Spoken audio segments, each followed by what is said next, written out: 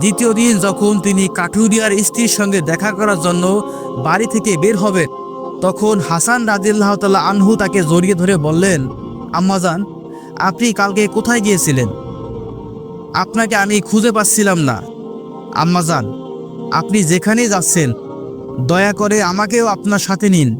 হযরত ফাতেমা রাদিয়াল্লাহু তাআলা আনহা যখন তার বড় পুত্র হযরত হাসানকে তার সাথে নিলেন, এরপর তিনি কাঠুরিয়ার স্ত্রীর বাড়িতে পৌঁছে গেলেন।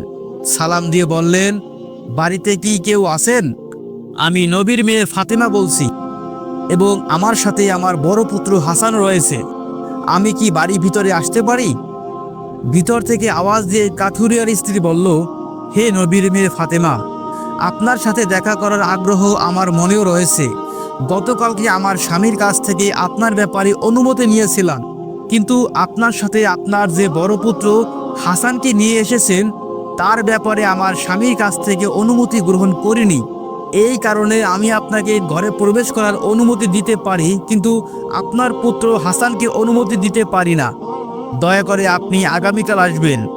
আপনার পুত্র হাসানের ব্যাপারেও আমার স্বামীর কাছ থেকে অনুমতি নিয়ে রাখব। কাঠুরিয়ার স্ত্রী কাছ থেকে এই কথা শোনার পর হযরত ফাতেমা রাদিয়াল্লাহু তাআলা আনহা আবারও বাড়ি ফিরে গেলেন।